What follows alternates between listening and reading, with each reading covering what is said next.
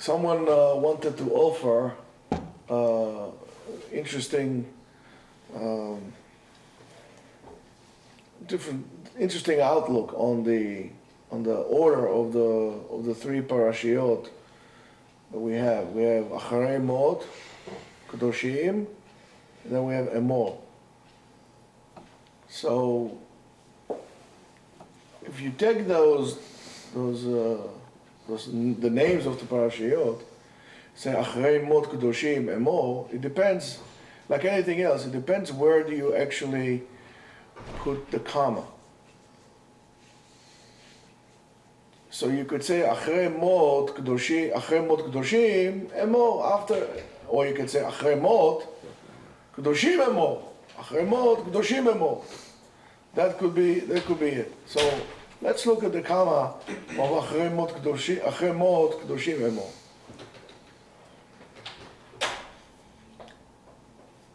You know, many times we deal with the question why this and why that, or why did this person did to me, or why this thing happened to me, and so on and so forth. Let's say if a kid was abused by his father, you know, I don't know, it was mean to him, or he beat him up, and so on and so forth, especially from a person you really don't expect that. I mean, a person that you look into that to love you, if he abuses you, it's very painful, and it really hurts, because you expect your parent to take care of you and to care about you. And I've seen it that even after the death of a parent,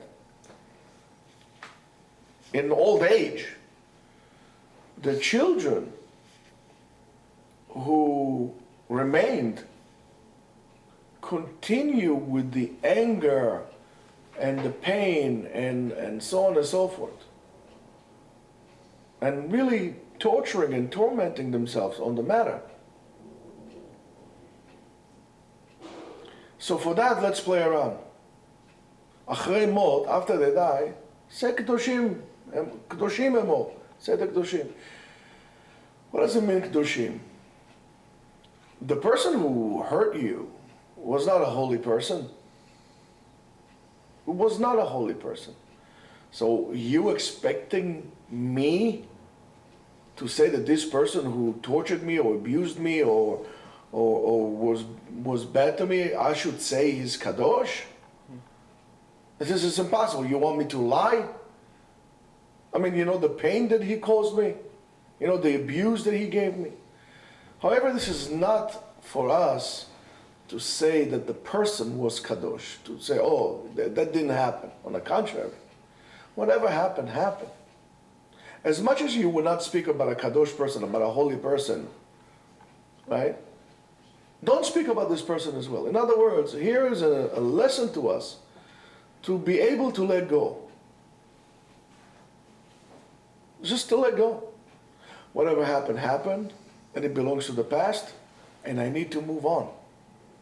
Because every time you dig again into the wound that you have there, you're reopening the wound. And you're causing pain to yourself. And it's really an unnecessary pain because many times it wasn't even your fault. If God forbid a man abused a woman, he beat her up, or a father was cruel to his son, it's not the son's fault, it's not the wife's fault, it's that bad person's fault. But every time you dig into it yourself, you're opening the wound. Listen, there's always going to be a scar. There's always going to be a scar.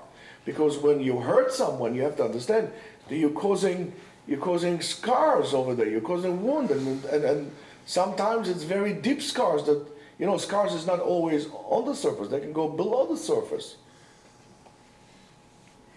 And it's always going to be there.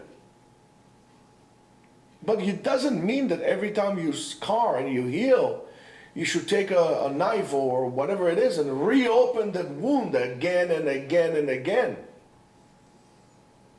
And it's not necessarily only you have to wait until the person dies. You should be able to simply let go, as hard as it is, and whatever it will take to let go. Of course, within reason.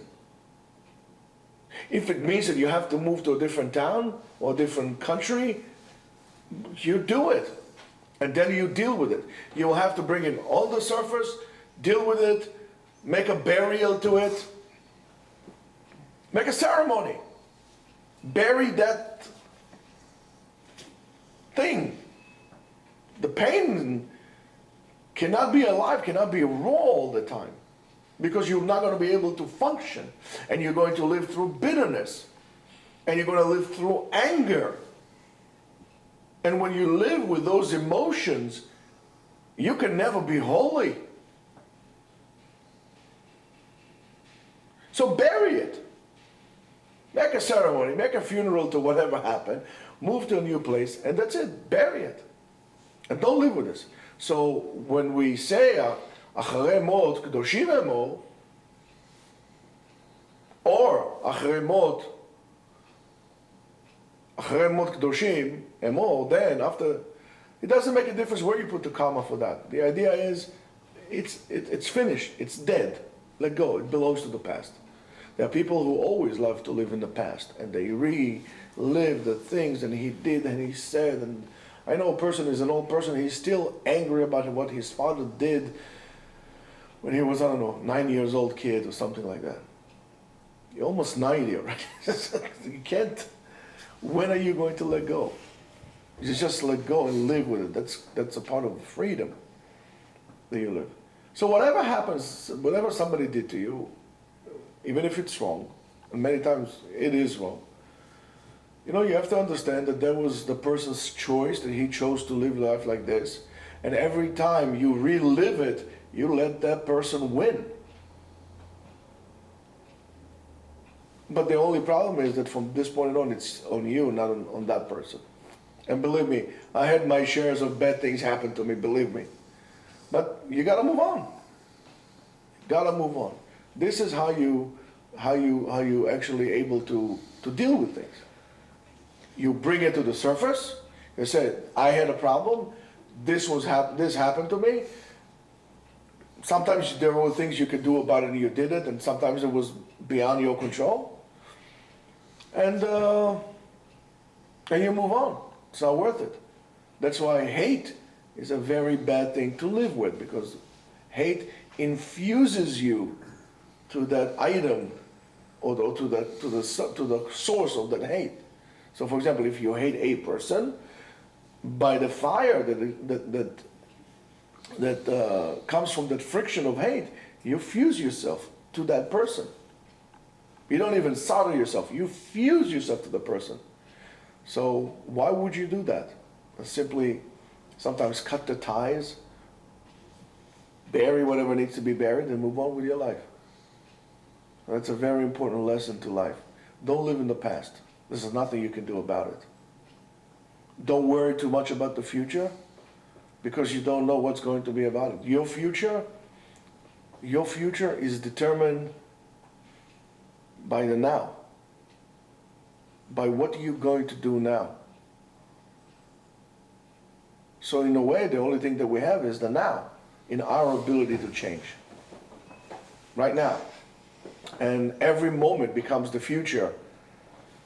And therefore you need to make sure that you live your life appropriately in this world right now. Whatever happened, happened. Whatever was not in your control was not in your control. Don't worry about it. Move on. Learn from it, but don't obsess on it. Learn from your past. Learn from other people's past, but don't obsess on it.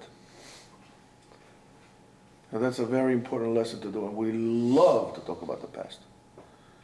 And in all aspects of our life, you talk about past presidents, they're already gone. You talk about, old high school love, you talk about how you remember when we were kids, you used to play this with, what's the problem about, what's so important about what we used to do in the past? If you never seems to learn from it. You should say, remember what we used to do when we were a kid? How foolish we were. We should have done this. And like this, you're going to make sure you're not going to do it again. But if you glorifying the past, reminiscing on the past, glory days, as Bruce Springsteen says, even though I don't like him. But that's a very pathetic song about very pathetic people. Glory days. So if a person reminiscing on the past too much, he probably has nothing to show for the present, and without a doubt has nothing to look for in the future. So I have a Shabbat Shalom.